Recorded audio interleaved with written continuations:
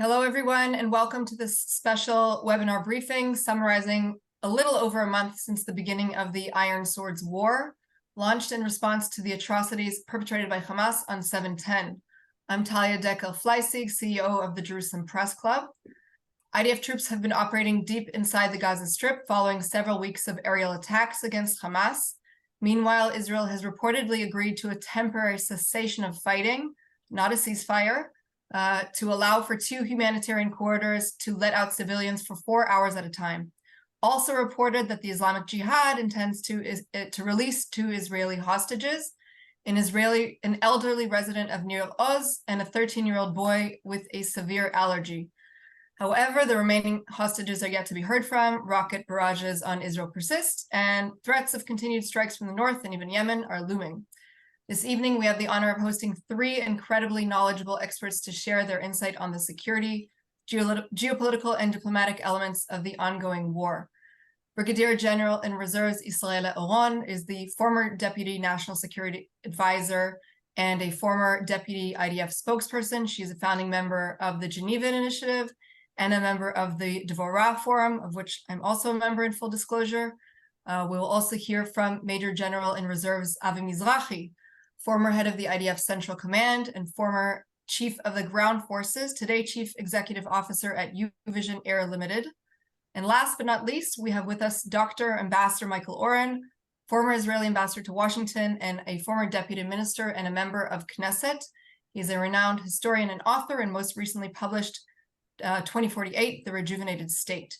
So each guest, to begin with, will deliver their opening remarks before we move on to some Q&A.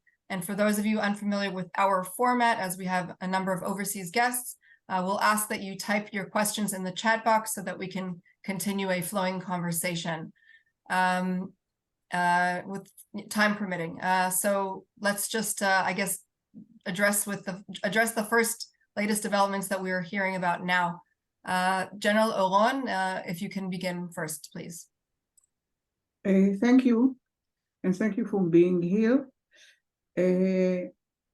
I believe that Israel now is obliged to change a few of its conceptions with regard to its strategy. The first one is that it is possible to manage the conflict between us and the Palestinians.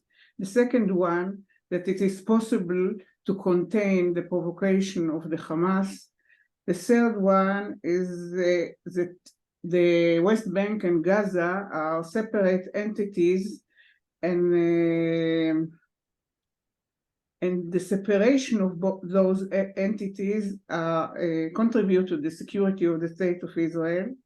And the fourth is that the Palestinian state is not possible because of the settlements. I would argue that since many thousands of Israelis were forced to leave their houses in the north and in the south, and also thousands of Palestinians are forced to leave their houses from the north to the south, I believe this is an opportunity to make a new arrangement in the West Bank and to try to promote the idea of a Palestinian state. Because right now, evacuation of thousands of Israelis from remote settlements, it doesn't seem like a complete disaster. The second point that I would like to make is that right now there is a conversation and debate about yes or no a humanitarian ceasefire. One has to take into consideration that the first obligation of the state of Israel is the abducted in Gaza. The fact that today the Islamic Jihad is willing to release 2 of the abducted people is not a very good sign, because Israel insists on releasing all of them. And I must say that the idea of the continuation of the fighting is a problem because no one really knows what will be the end game. And I suspect that even the Israeli government doesn't have a very clear picture of what's going to happen. So this is the time for the international community, and I heard that President Macron is trying to arrange some kind of a conference in Paris next week. They should think about what will make the biggest or the influential contribution to the end of the war. And what I think is that a political arrangement that will include the Palestinian the authority will be a very good start. And of course, an international coalition. Thank you. Thank you very much, General Oron. We'll move on to Michael Oren. If you have either your own remarks or response. Although I think your screen might be frozen, so we'll get back to Michael in a second. Mati, if you can check that out. Avi, let's move on to you, please. You're just on mute.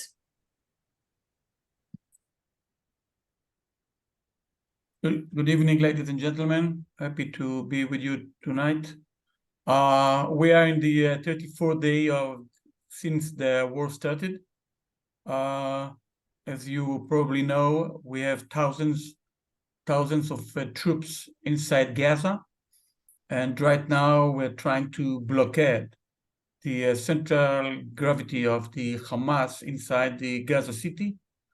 And hopefully in the next 48 hours, we can declare that this is in our hands. And I don't know who will be found in the tunnels under the Shifa hospital, but probably most of them will be running out via the tunnels to the southern part of the Gaza. This war that was we were obligated to fight due to the brutal attack at October 7th, brought us to the point that we have to judge and to reconsider our concepts about our surroundings, including the other frontiers, like the one with Lebanon, the one with Syria, and of course, the one that we have inside the West Bank. If I may, as I was the central commander 10 years ago, I don't think that now is the time to offer anything to the Palestinians or the Palestinian Authority in the West Bank. We have first to finish and to achieve the war goals that the government put on us in order to win the war in Gaza and to kick out all the Gaza Hamas leaders and warriors. Now, as you can understand and you see in the news, and probably you are covering it, the Hamas leaders are not so courageous. They are sending their troops to fight with our soldiers. They are hiding in the tunnels, and they are using, and we brought a lot of evidence to that, they are using their people and civilians as a human shields. This is unacceptable according to the law of war, but, and it's, I would say, war crimes. I'm not the only one who's saying it, but we have a day and again to bring some evidence that they are doing such war crimes.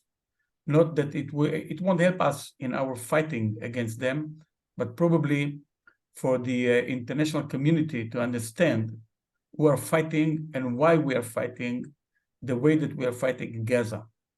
And I would like to mention that, yeah, I do understand, and I see it by myself. I was there.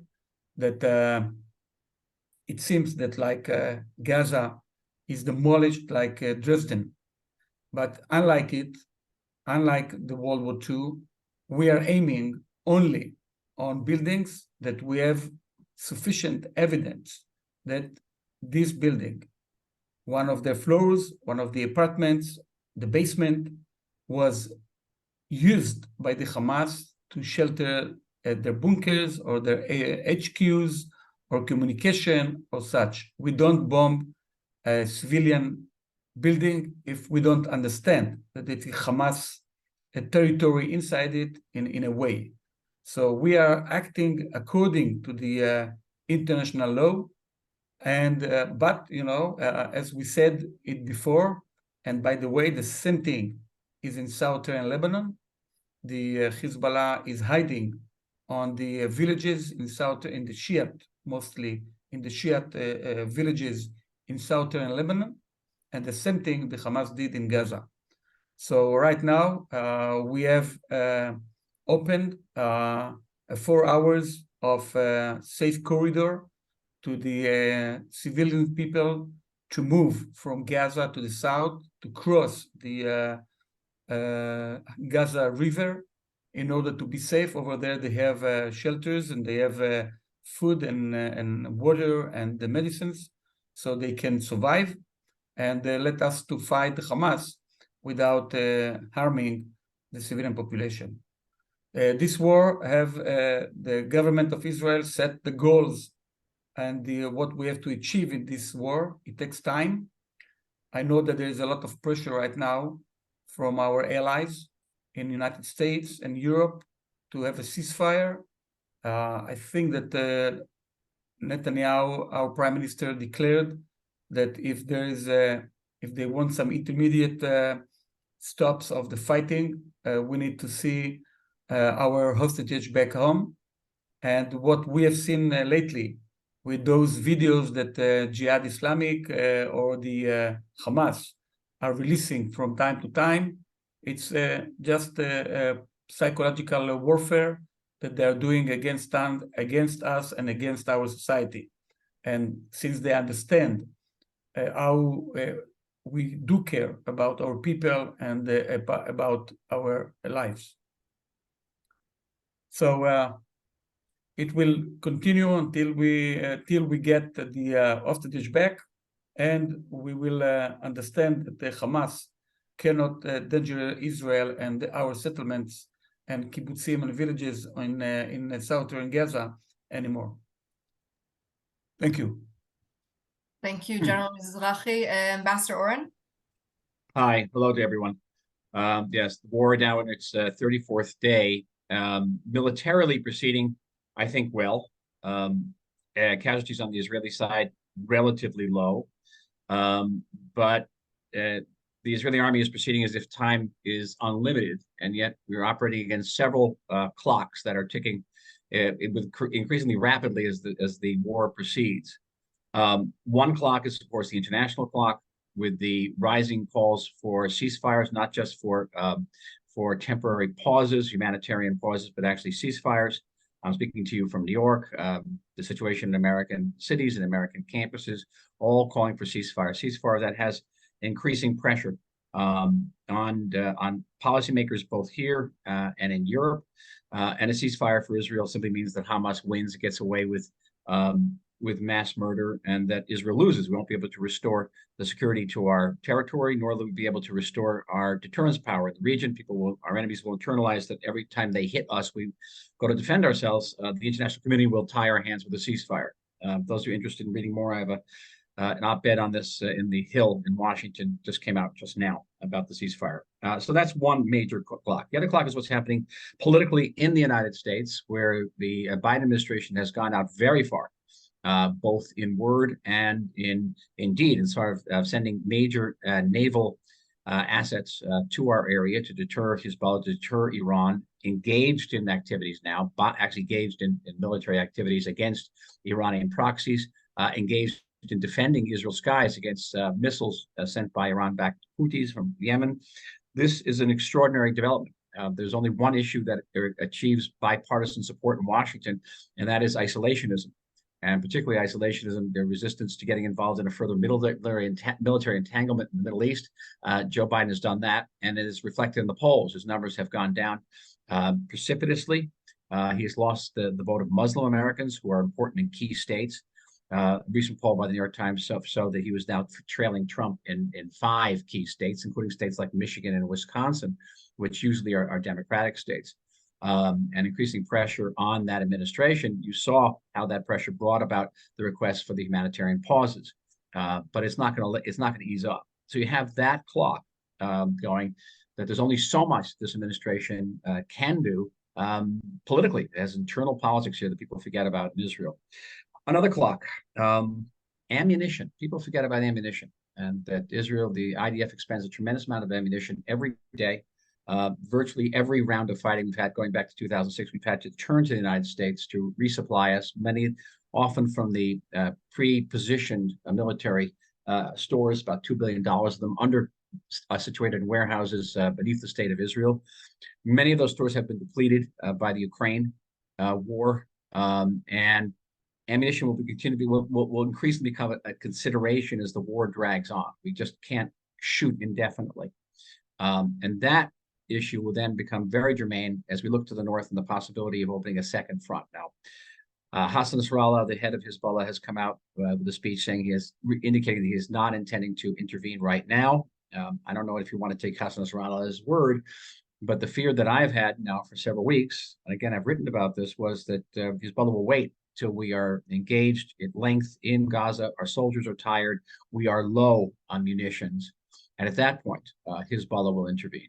And if that happens, I think that the United States would help defend Israel's skies. I don't know the degree to which the United States would be willing to actually engage in air and/or ground operations against Hezbollah in Lebanon, or certainly with Iran. But there is that factor, the pressing northern front. There is the internal situation clock in Israel, the 250,000 Israelis who are been evacuated from their homes. That cannot be sustained indefinitely. The 360,000 reservists who have been called up have left their homes, left their jobs, left their families. That can be not sustained indefinitely. Many other clocks running. No tourism, very little foreign investment. It can't go on forever. So the idea is that if the army thinks it has an unending sort of carte blanche for conducting this operation, I would say no. Last point, and that is, I've always had a fear of what I call the Kfar Kana syndrome. Those of you who have long memories remember in 1996, we had an operation against Hezbollah in Lebanon. An Israeli tank shell hit a UN shelter, killed 100 refugees, and that changed the course of that war.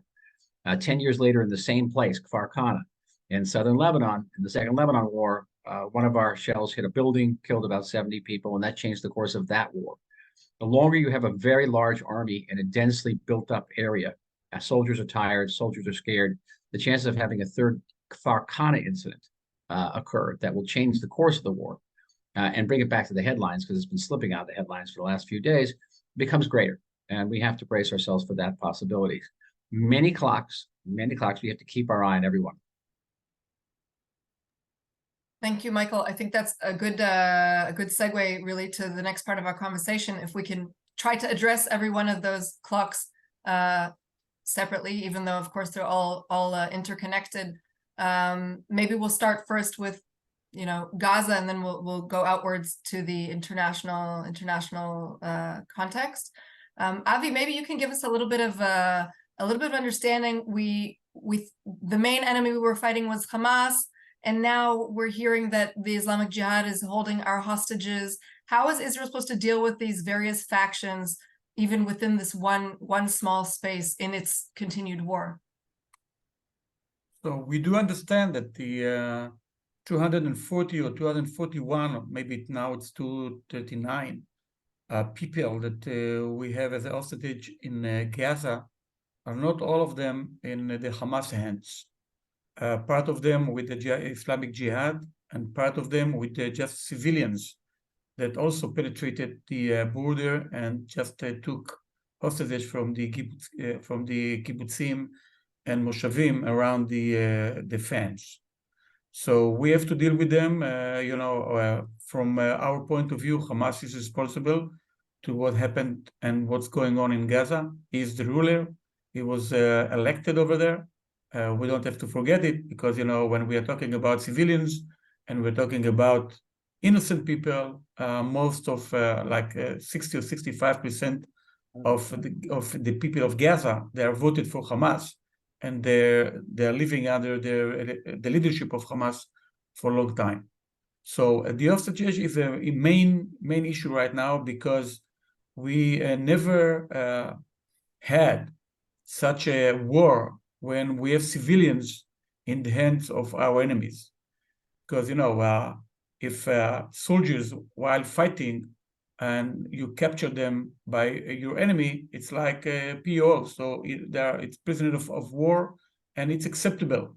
When you are kidnapping a baby 3 months old, it's unacceptable. And for us, it's very, very important to get those people back home, all of them. And I think that it will be, and now there's some negotiations. It will be probably partially at the beginning, and then it will be a deal that unfortunately we had to release some of the prisoners, if not all of them, that are in our jails, and just won't be mistaken, those people that in our jails are murdered Israeli civilians and soldiers when they committed their crimes. So they're not innocent people, but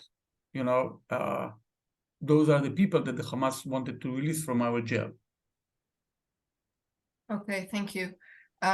Israela, Michael had been speaking about the possibility of a northern front opening up, though it is open, but getting much worse due to the length of the war and really kind of Nasrallah using this opportunity that Israeli troops are becoming more tired. Do you share this this forecast that this is something that could happen as the war continues, or do you think, like maybe other analysts, that if they haven't flexed their muscle as much as they could up until now, at this point they probably won't?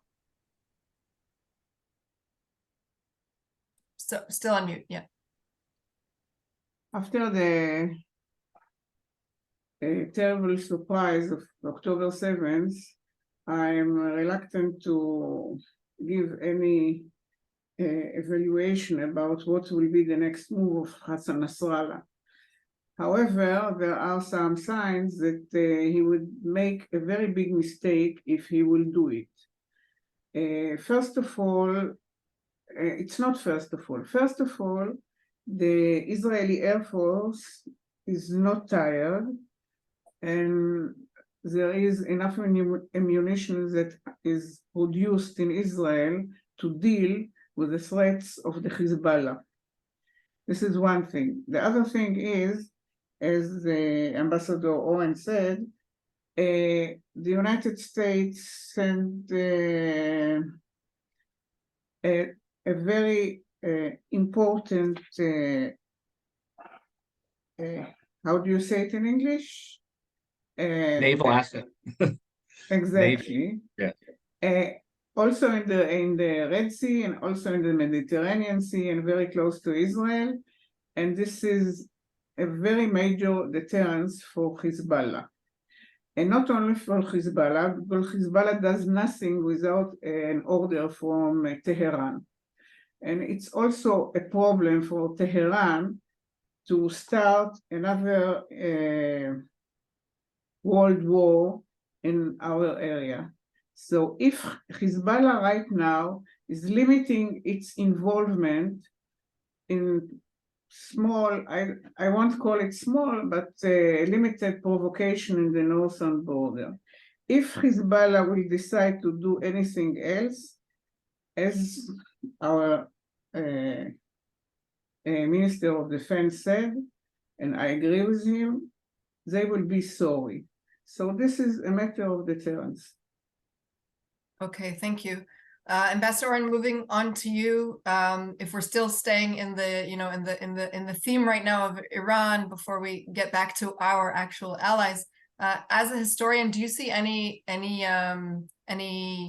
perhaps reminder of the kind of new reemergence of an axis, against the West.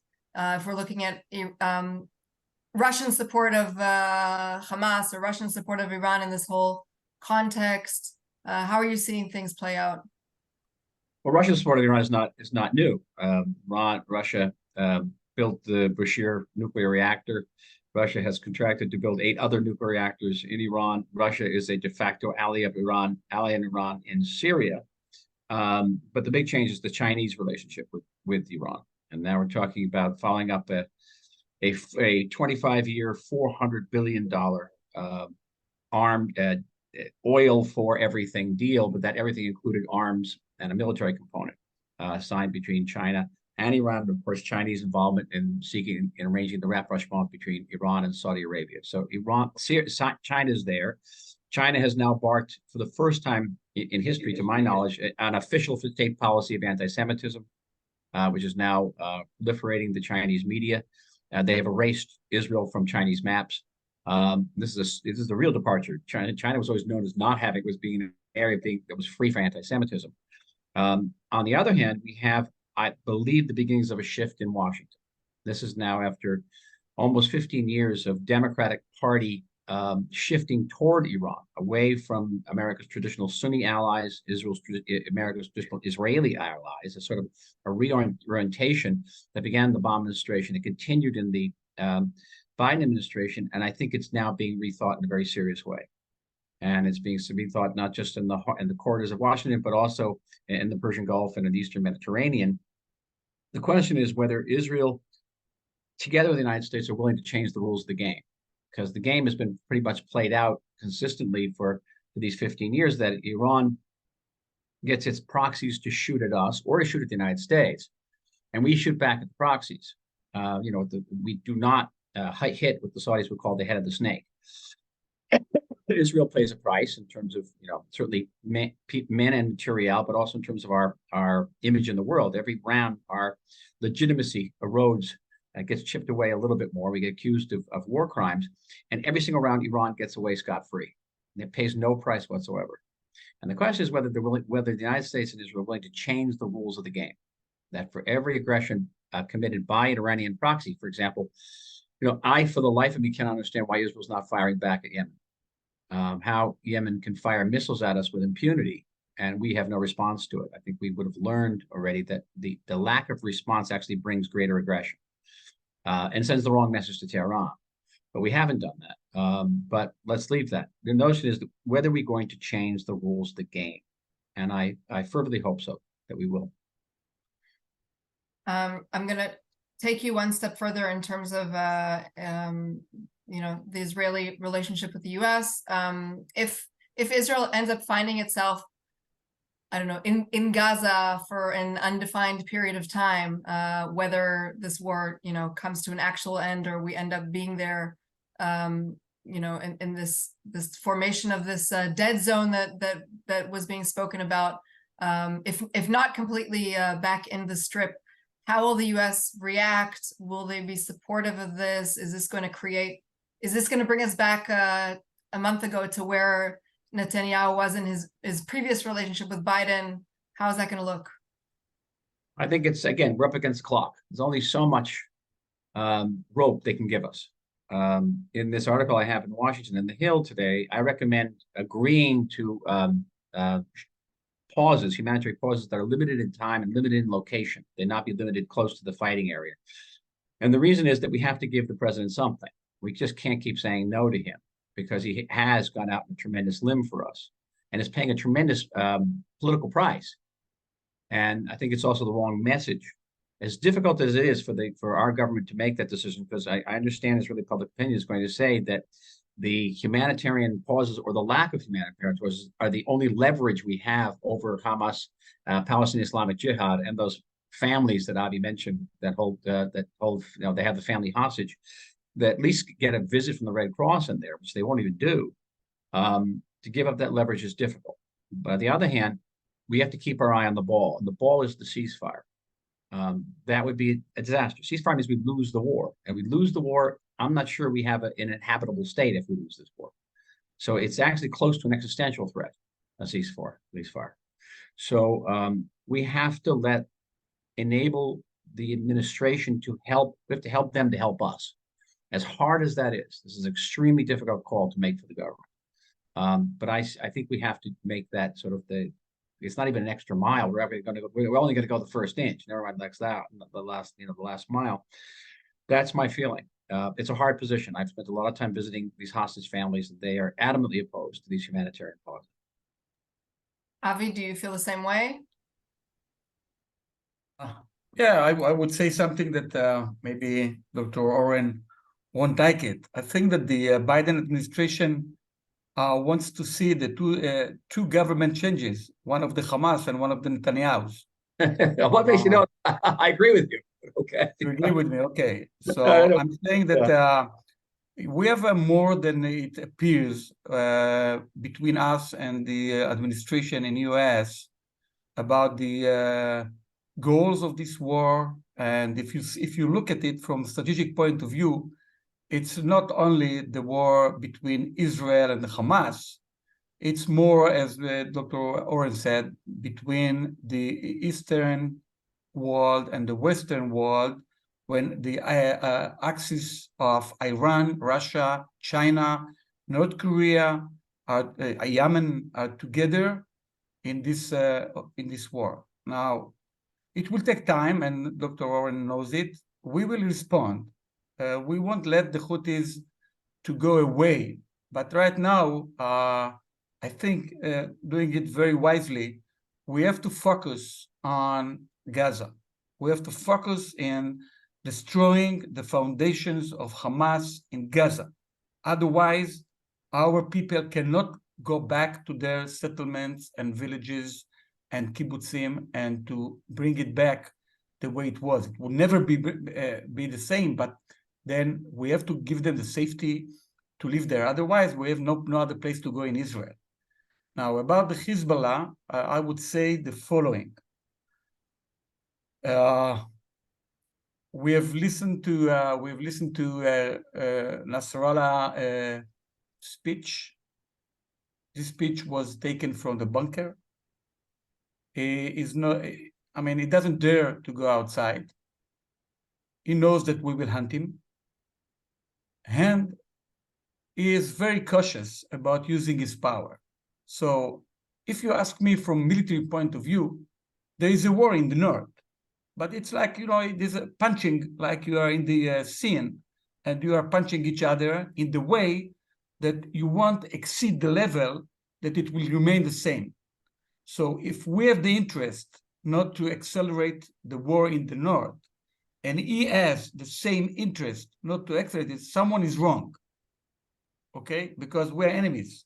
If we have the same interest, someone should do some strategic thinking about if it's worth it. Now, I'm not suggesting to attack him right now, but I think that the deterioration that he has from 2006, it's still strong enough for him to understand that it's not in his favor to open a whole war right now in the north. But see what happened.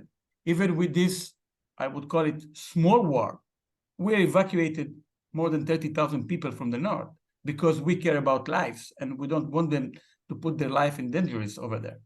So, I'm not so proud of it as an Israeli, but this is the decision that was taken and that's what we have done.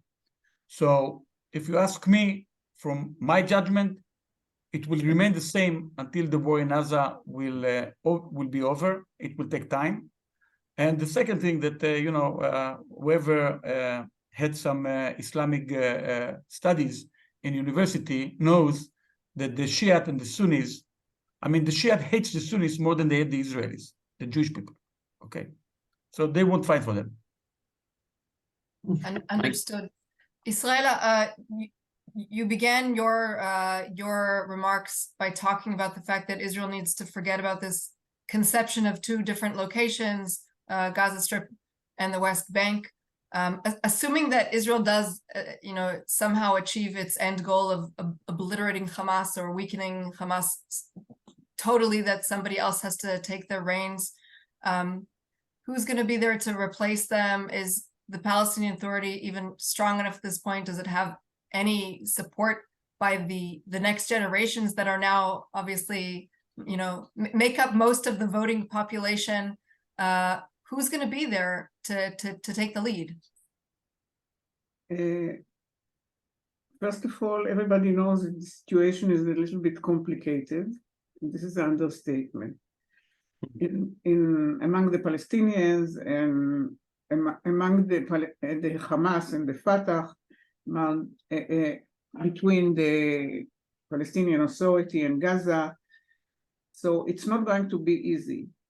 However, one thing I would like to add to your previous question about what is there for President Biden. I think the only thing that Israel can give him back is to agree to proceed on the diplomatic level, to proceed towards establishing a Palestinian state. This is the only thing that President Biden can get from the state of Israel. This is one thing. The other thing, into your question, the Palestinian Authority is not keen to take over after Israel will leave Gaza. However, I heard some rumors, and maybe I'm wrong, that Abu Mazen is considering the possibility of doing so. And I also am hearing about trying to renew and revive the Salam Fayyad plan for this Palestinian state that will include the West Bank and Gaza. But this can happen only when Hamas will no longer rule Gaza. Understood. Michael, taking it back to the diplomatic side of things, Israel spent quite a few years now convincing the moderate Arab world that the best way to make peace and to really create normalization is through economic incentives, partnerships on other cooperative things, and now we're being put into a corner of trying to solve the Israeli-Palestinian conflict as a result of this current war and responding to an atrocity and the killing of 1,400 of its people. What message is this sending to potential partners in the Arab world? What message is it sending to those that we've recently made ties with, if this is where we're going? Well, with the signatories to the Abraham Accords, and I think you can add Saudi Arabia in the same breath here, we have a bifurcated reality. We have populations of these countries which are pro-Palestinian, increasingly incensed by the harm caused by the Israeli army inadvertently or not to the Palestinian civilians in Gaza, demonstrations, upheaval, and that poses a threat to these governments. They're not democracies. On the other hand, the governments themselves have a profound interest in maintaining their ties with Israel. They're caught between Sunni radicalism in the form of the Muslim Brotherhood, Hamas being an offshoot of Sunni radicalism, and Shiite radicalism in the form of Iran and Hezbollah. There's only one country that's actually standing up to them and standing up and really fighting them in this region. So there is that bifurcated reality. So these governments are going to walk a very fine line while maintaining those relationships with Israel and responding to increasing domestic pressure. And they're doing this by the governments themselves issuing very harsh statements. I think the initial Saudi statements were very surprising even to me. And I think those statements are going to get easier. There may be some recalling of ambassadors. The Jordanians have done this already. But at the end of the day, the strategic and yes, even still the economic interest will be paramount. Okay, we're getting close to the end of our session, and questions are starting to pour in now as well. So we'll try to get to all of them before we have to finish up. A question for General Oron. The PA has always had the same goals as Hamas vis-a-vis ending Israel's existence. This is what the journalist is saying, and so. Why would you suggest that they have a desire a future for Israel in Gaza? I'm not entirely sure that that's the question. I believe that there is a great difference between the Hamas and the Palestinian Authority and the Fatah. Whenever they came to the point when they don't have any hope for the future, which happened in the last years, there is a movement, a militant movement among some of the Hamas people. However, some of the Fatah people. However, for many years, the Fatah was engaged with Israel in peace talks and peace agreements that the end of those peace agreements should be a two-state solution. And this is the official position of the Fatah. And they stick to it even now. They are not talking of a one-state solution. And when they are talking about a two-state solution, it means that they agree to the existence of the state of Israel, as opposed to the Hamas, that its only goal is to destroy the state of Israel and to kill as many Jews as they can. Okay, we have another question for Ambassador Oren. Back to Russia. To your knowledge, is the deconfliction deal policy between Israel and Russia over Syrian skies still intact during this war? And if you know how much military buildup of Iran is in Syria right now? I'll take it backwards. Iran is trying assiduously to build up its military presence in Syria, to transform Syria into a forward base against Israel. And Israel, even throughout the war in Gaza, has continued to eliminate these Iranian assets in Syria, the supply of missiles to Hezbollah, but also creating a military presence in Syria itself. So we're working there. I don't think that, listen, this is not a new issue. For me, it goes way back. I was a longtime critic of our policy on the Ukraine issue. Russia originally had 4,000 troops in Syria, now has about 1,000 troops. It has taken out its most advanced anti-aircraft systems. I don't think Russia's going to take us on. I don't know if it's going to be done in the same way it was before, where we had an open line between our deputy chief of staff and their commander in Syria. That I don't know, but I just don't think it's in Russia's interest to open up a front here against us at a time when Russia is fully engaged in Ukraine. Now, having said that, I think that Russia can appreciate the fact that there is a war between Israel and Gaza. And the person to ask is not me. You have to ask Mr. Zelensky. He'll tell you that he feels that the issue has been taken off the front page of the New York Times. It has been taken off the front page of the New York Times, very much so. I don't hear about Ukraine at all, except in some of the debates between the Republican candidates here.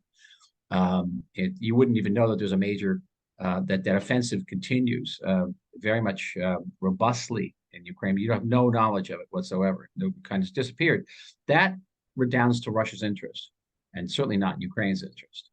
And now there's also competition for American aid between Israel and Ukraine, and the Republicans are much more amenable to aid to Israel than they are to Ukraine. That's good for Russia.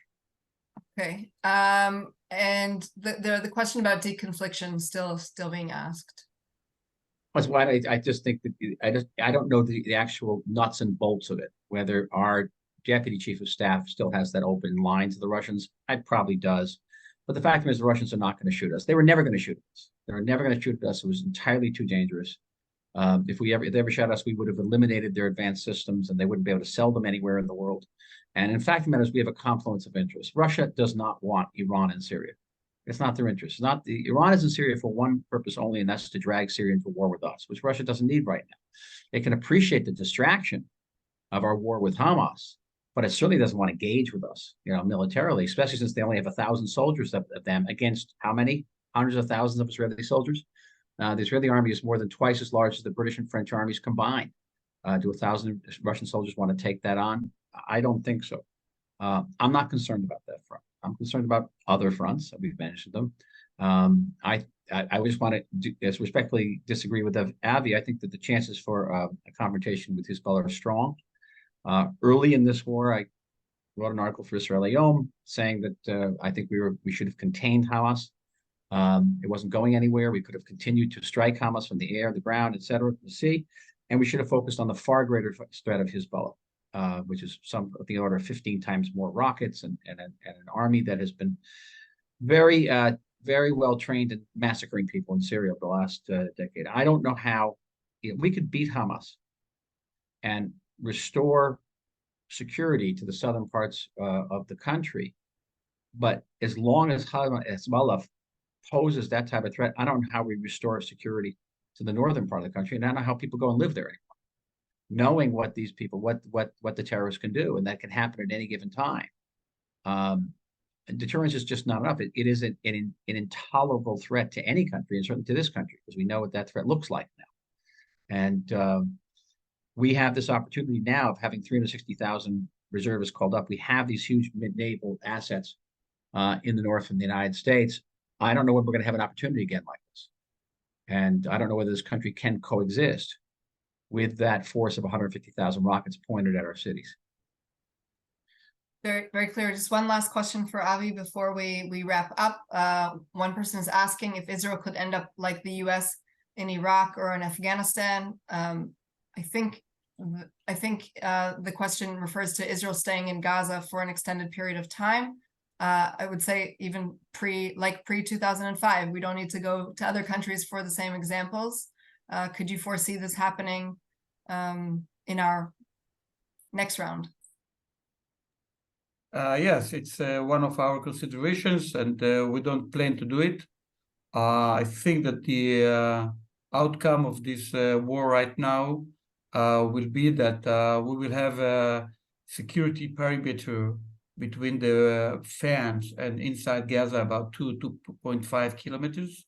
Mm-hmm. And we will have the freedom to raid into Gaza whenever we think that there is a threat to Israel, until someone, and it's not clear to me right now, who will be the new leader, who will take over Gaza, and who will rebuild it.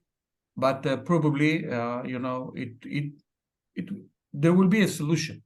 I'm pretty sure that something will come out. I don't understand that right now we have the answer for that, but no, we won't stay over there like we had in Lebanon for 18 years.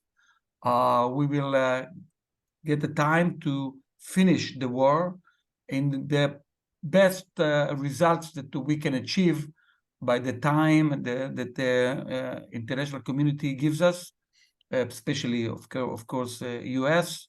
And I think that the achievements on the ground that the army is showing right now bring us to understand that we can do it. The experience that we are getting, it's like, I'm telling you, this is the most urban terrain and the most condensed area that I think in the entire world. And we have the experience right now fighting over there, and we have less casualties. It doesn't mean that it will remain like that the entire war, but we are fighting, we are learning, we are brave soldiers, and we won't stay there, but we will achieve the goals that, or most of the goals that the government set for us. And then we'll go out, and then we will find the way to maintain, as we did in the West Bank, by the way. After the 2002, we found a way to do it. It took us 2 or 3 years in order to restore the security that we wanted in the area, and it's still right now. And by the way, we are talking about the frontier with the Hezbollah and Hamas in Syria. We have another one in the West Bank, and every night, and even just a few hours ago, we had in Jenin a raid and with clashes with the armed people over there. We kill about 7 or 8 people over there right now. So it's ongoing. I mean, we're all over, but we are strong enough to deal with it, and we do have some answers for the day after. If you ask me if we have to retaliate on the Hezbollah right now, I think no, but we won't be excused for doing it in the future. We had to do it because otherwise it will be very tough to live in Israel without doing something with the Hamas, with the Hezbollah, and we will do it. I mean, it will take time, and I think that the society of Israel is strong enough to understand that the way that we live before October 7th is changed. Yep. Okay, I hope that our next conversation will be an anniversary about the end of the war and not another month to the war. I'd like to thank all three of our speakers, Ambassador Dr. Michael Oren, Brigadier General in Reserves Israela Oron, and Major General in Reserves Avi Mizrahi. Thank you so much for joining us. Thank you to our participants, and thank you also to my colleagues for facilitating this call, Matthias Sakal and Eli Klutstein. Stay tuned for our next event. We have on Monday a weekly briefing with Dr. Eyal Hulata, the previous National Security Advisor. Have a good evening, everyone. Thank you.